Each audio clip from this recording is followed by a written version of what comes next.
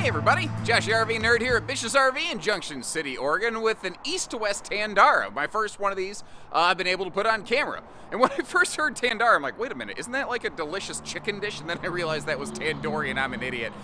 Anyway, what are we looking at here? This is a newer entry into the fifth wheel marketplace. So one of the first things I want to help give you a frame of reference to establish is like, what does it kind of stack up against? What does it compare to? It is roughly in kind of the, I feel anyway, the hunt of something like an Arctic Wolf, a Salem Hemisphere, a Heritage Glen by Wildwood, things in that vicinity. But they all do a couple things the other one doesn't, and there's some deceptively good detail on this one because it kind of falls into the price point of some of the other things that I mentioned, but it kind of picks up a couple features that you normally find at maybe a class higher than this. Like they have a very good weather package that's becoming more and more common, but not everybody in this class has a larger, like 35,000 BTU furnace, fully enclosed forced air heated underbelly, and an excellent radiant barrier package all the way around, and holding tank heaters. So this is something that I do believe should be able to pass 0 to 100 degree testing. And there's a jet over my head that I can't see, but good Lord is that loud. I need earplugs down here, sorry. Today we're specifically looking at the 321RL-OK. It's the 321 rear living with an outside kitchen. There's a flip-flop mirror twin sister to this called the 320 rear living, which just has all door side windows and no camp kitchen. So we're looking at one example today, but you know, the general information that I'm sharing, it could easily apply to any of the tandoori chickens. Now, even though this is the first east to west fifth wheel I've been through, I have a decent passing familiarity with these because I know a bunch of the people that helped design these. They were actually some of the people that I interacted with on a very daily basis for a long time over at the Keystone, Montana camp. They decided they wanted to try their hands at something different, and this is where they came out with a mid-profile. And then there's the newer Ahara kind of step above this. They all do a couple things a little bit different, and I'm not saying this is on the level of Montana. Like I said, I think I gave you some comparison things early on. And again, remember, if you would prefer this to be all windows with a theater seat over there and the entertainment center on the other side, they make that too. That's called the 320. So, this one video pretty much equally applies to both of them because beyond that, they are exceptionally similar. Now, this is my first one of these, so I'm going to try to go in some pretty decent detail. You might want to pop the popcorn or increase the playback speed so that I sound like, that motor mouth guy from like the 80s, 90s. Rain sensing max air vent fan up top. It's surprising how many fifth wheels above this price point lack that feature. The central air here, you have a single 15,000 BTU air standard. You can option additional air conditioner up in the bedroom if you are so inclined.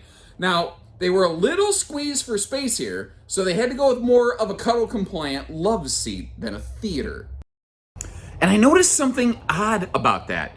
When I reclined, the actual base of the sofa had to slide forward. You notice how it's actually two separate chairs effectively next to one another. Now, you can kind of pin hook them together. I don't think I would. I think I would leave them like this, but just keep in mind, it's not actually a wall hugger across from me there. I like this kind of creamy, is this taupe? Like what do you call this decor? It's a little more tan than taupe, which to me is a little brownish and grayish kind of mixed together. But then again, I know it's gonna be a surprise, guys. I am no Martha Stewart when it comes to color patterns. And I know that just came as a big shock to the system. You're like, whoa, what? I was pretty sure that was Martha Stewart when this video opened up. I get that a lot, I do. But, you know what I don't get every day? This hide-a-bed. Look at this. This, to me, is the best, fastest, easiest operating hide-a-bed I've ever put my hands on in the RV industry. I've been doing this a lot of years. I've opened a lot of hide-a-beds. For me to say something like that, that's a pretty hefty statement.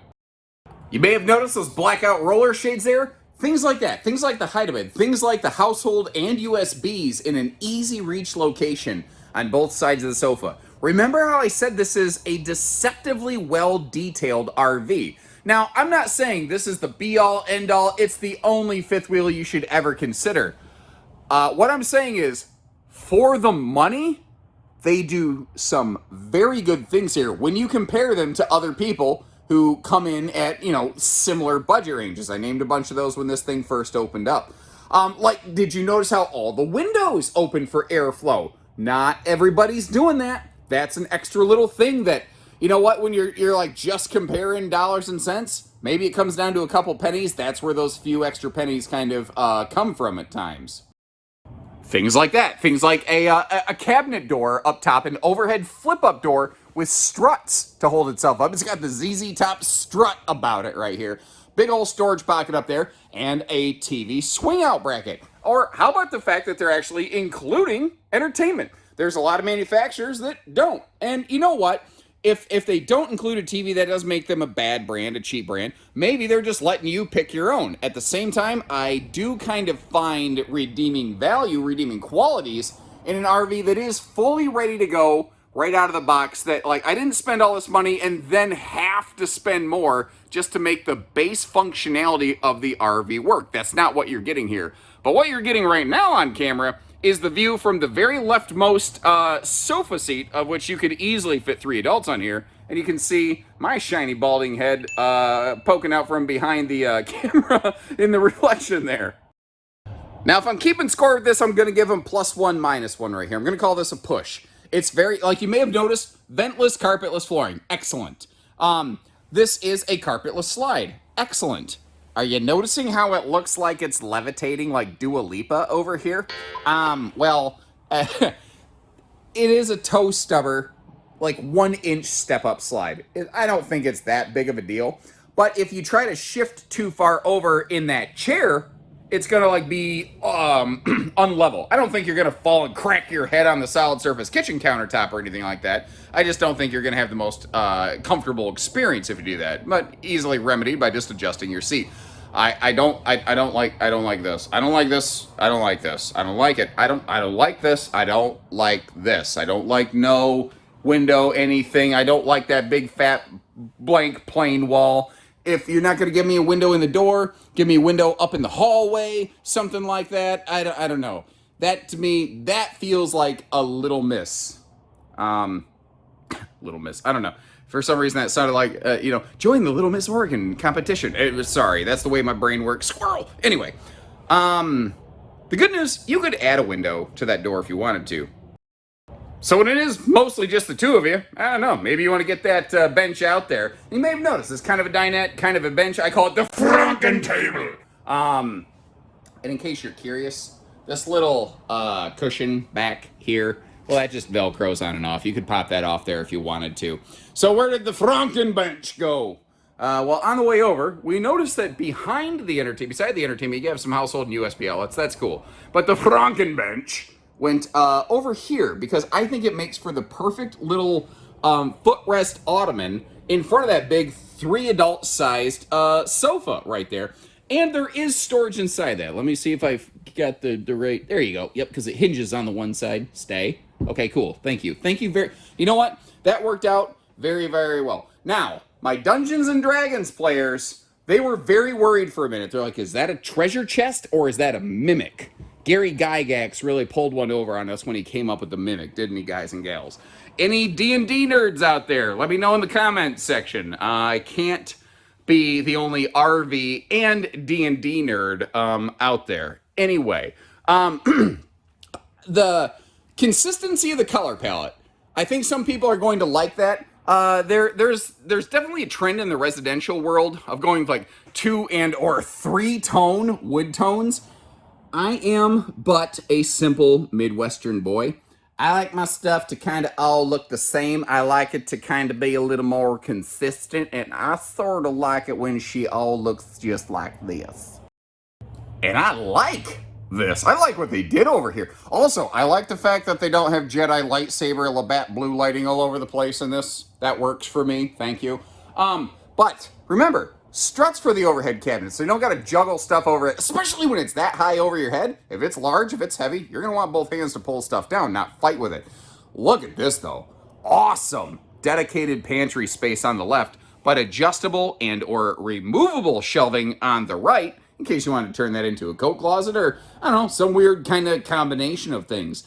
What we're looking at here is the optional fridge. The standard in this is a 14.7 cubic foot residential refrigerator, meaning 110 powered active compressor fridge. It has a 1,000-watt inverter normally to keep that fridge powered if you are going down the road. This is a gas electric two-way fridge. It's a little smaller capacity. It's going to be less power consuming, and we're currently in Junction City, Oregon. Out west, I have really found the gas electric two-way fridges to be by far the preferred thing. Now, where I'm from in the Midwest, it would probably be residential refrigerator about 9 times out of 10 that I think most people would want. Giving you a look at all that right there, I realized that drawer was kind of in our face, and something I just keyed into is the fact that that is a larger 22-inch oven. Now, that's a big microwave. It is not a convection, however. And you know, I'm so used to like every brand, even some big high-end fifth wheels, not putting struts on the little door above the microwave. I didn't even think about it. I didn't even open it because I expected it just to fall. But again, they've been very good, very detail-oriented on this. Now, it's a symmetrical island, which means you have small prep spaces on either side of that stainless farm sink when it is in play. I kind of prefer asymmetrical islands, but they did at least make it big enough to give you drawers on both sides. And I love a good space for a good wastebasket built right into an RV, because that means that I don't have to complain about the shelf under the sink and how that could have been a wastebasket. And I thought I'd give you a little look here with all the lights off. It's just incredible to me sometimes how the lighting packages on these RVs really just totally, like, I mean, a night and day difference, you might say. I'm an idiot. Anyway, they did something different with this bathroom. Some manufacturers give us a dual entry bathroom, and usually they have a small, crappy radius shower. Some manufacturers give us a nice big rectangular shower and only one bathroom entry door. East to West did and instead of or, and that is a fiberglass one-piece shower with no... Ooh! Again, deceptively well detailed. I get conditioned by the things that I see every day. And when I see something that says, that is an awesome surprise. In terms of headroom, pretty good. In terms of doors on the storage,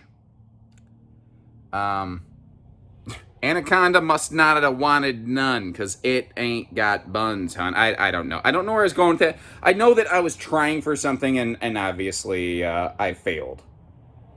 Obviously, you see great toilet space. And I'm going to slide into the bedroom real quick here, just to kind of, again, showcase the fact that you do have that dual entry sort of situation going on with this one. That's all sealed edge pressed membrane counters over there, by the way.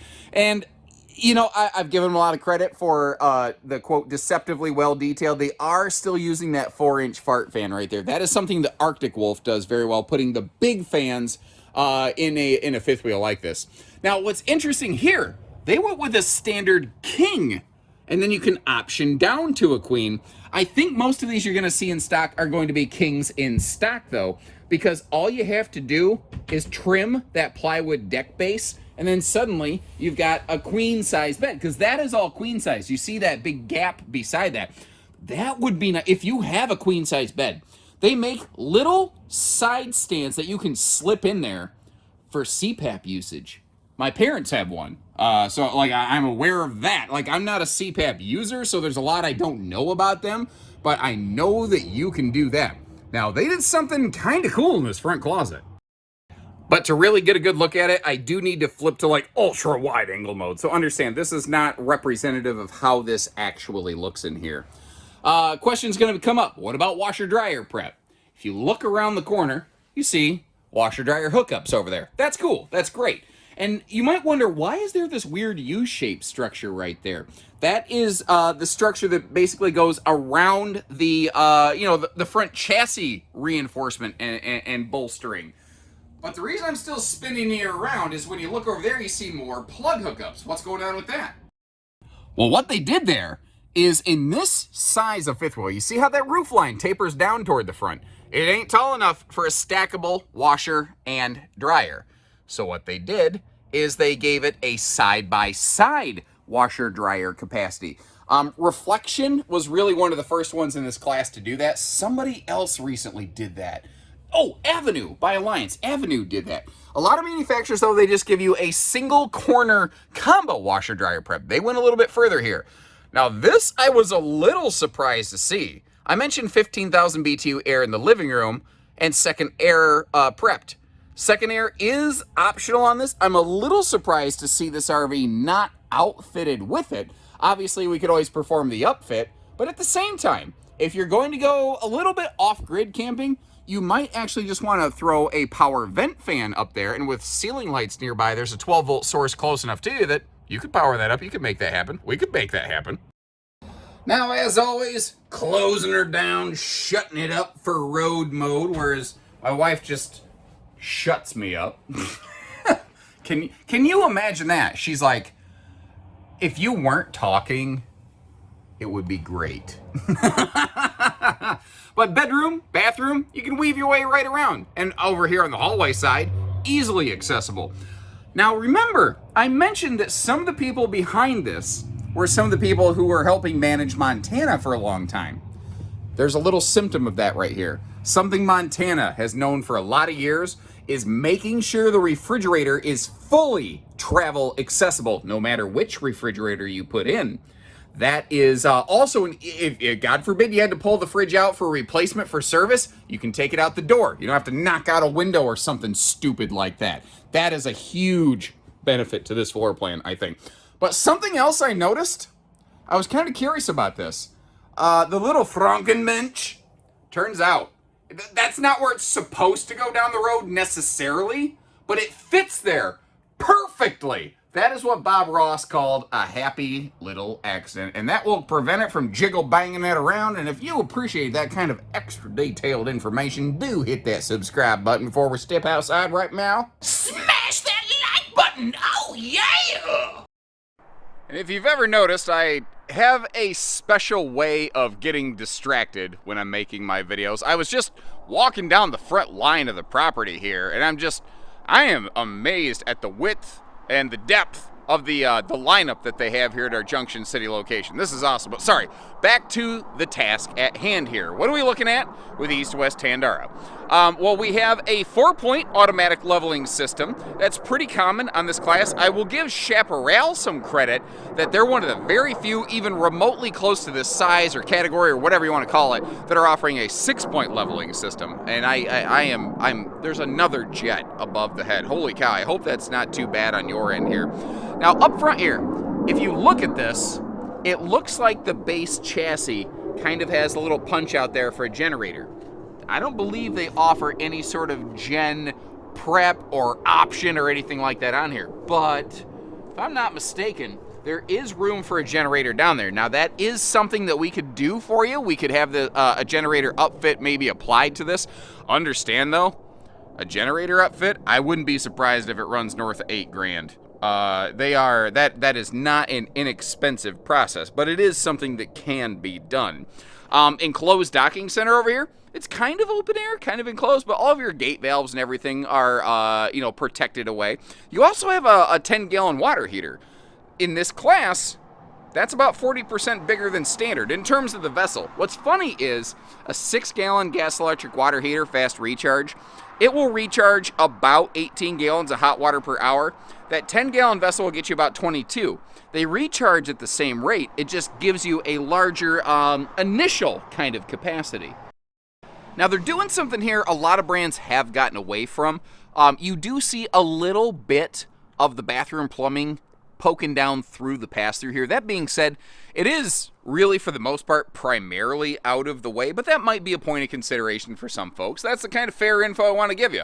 I am going to snub them for the fact that that is the most plain vanilla looking entry door right there. I think that's -1 points, but they're going to get +2 points in my book for 2 specific reasons. You know how often I constantly whine and moan about outside speaker locations?